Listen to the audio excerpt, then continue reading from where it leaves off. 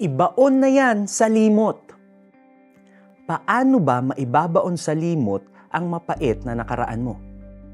Baka nakaranas ka ng kalupitan mula sa kinikilala mong magulang kung kanino ka ipinamigay ng tunay mong ama't ina.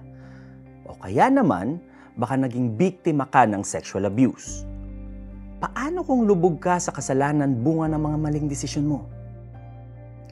We can forget our painful past when we trust in God's faithfulness and His unshakable promises. As we read in Isaiah 43 verse 18, likewise, all things in us become new when we have Jesus in our lives.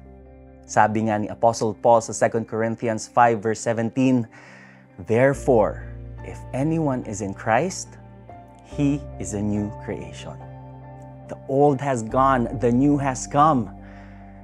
If you grew up feeling unloved, the great love of God will fill that void.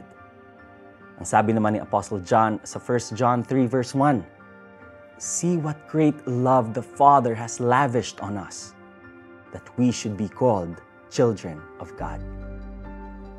If your life was shattered into pieces by the trauma of your past, God can make you whole again. He will strengthen you to move on to the new path He is laying before you.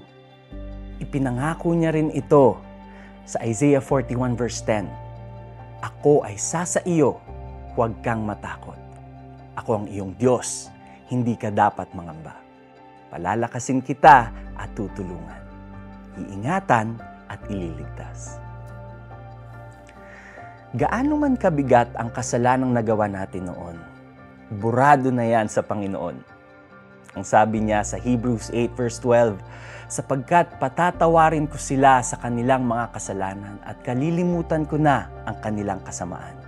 The guilt from the sins we have committed in the past is taken away from us through Christ's forgiveness. Let's pray. Lord, thank you that even in the darkest valleys of our lives, you are with us. Help us to leave behind the pain of former things. Restore us and renew our hearts so that we can be ready for new beginnings. In Jesus' name I pray. Amen. Stop looking back at your past. Fix your eyes on the Lord and on the path He set before you. Walk in obedience to Him to avoid the pitfalls of your past. Ito ang sabi niya, ilibing mo na sa limot at huwag nang alalahanin pa ang mga nangyari noong unang panahon. Masdan mo, ako ay gagawa ng isang bagong bagay. Ito'y nagaganap na, hindi mo pa ba makita? Gagawa ako ng isang daanan sa gitna ng disyerto at magkakaroon ng ilog sa lugar na ito. Isaiah 43 verses 18 to 19. Ako po si Neo Rivera. God bless.